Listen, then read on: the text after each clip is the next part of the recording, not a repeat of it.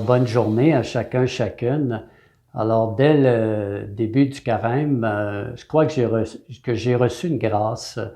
Alors, j'ai placé dans mon lieu de prière en grosses lettres des paroles du bienheureux Carlo Acutis, qui est mort d'une leucémie foudroyante à l'âge de 15 ans.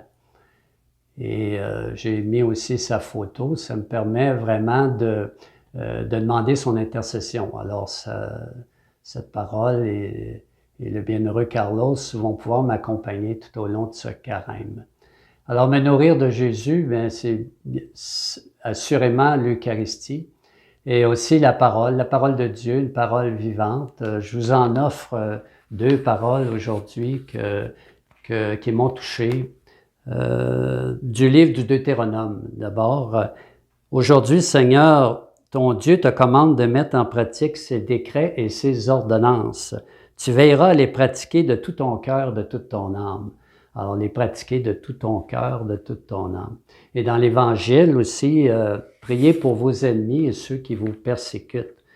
Alors, c'est des paroles fortes pour moi. Et puis, je veux prendre le temps vraiment d'accueillir la parole tout au long de ce carême, la laisser descendre dans mon cœur. Et me nourrir de Jésus, c'est aussi tout ce qui se vit actuellement en Ukraine. Alors, c'est de la nourriture pour moi, de bien m'informer pour connaître, pour mieux aimer.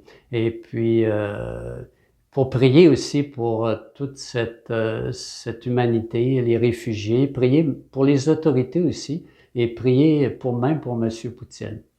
Alors, c'est vraiment ce qui se passe en Ukraine, c'est une nourriture.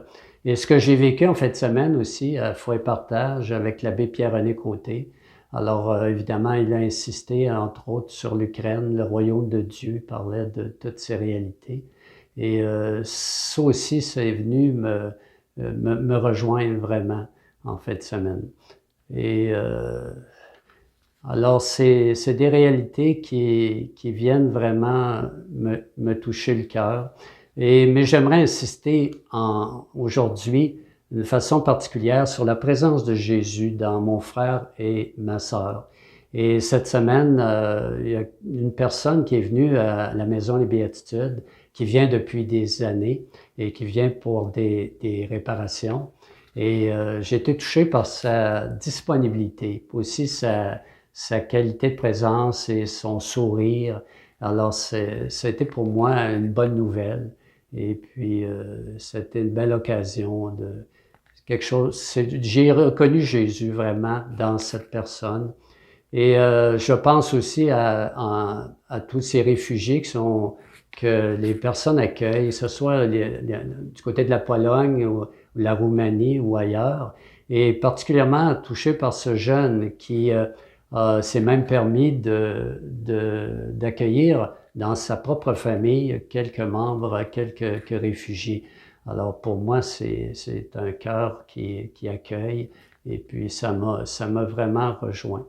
Mais je crois qu'on pourrait nommer nos membres de nos familles, même s'ils ne sont pas peut-être bien pratiquants, de voir la bonté, ça je peux en reconnaître dans ma propre famille, la bonté, la douceur, l'accueil, les qualités d'amour.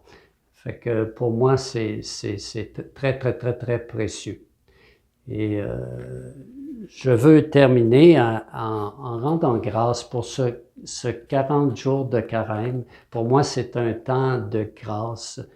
C'est un temps vraiment particulier pour me laisser rejoindre et puis pour demander au Seigneur peut-être qu'il ouvre mon cœur, pour que je puisse y reconnaître sa présence. Je souhaite la même chose pour chacun, chacune.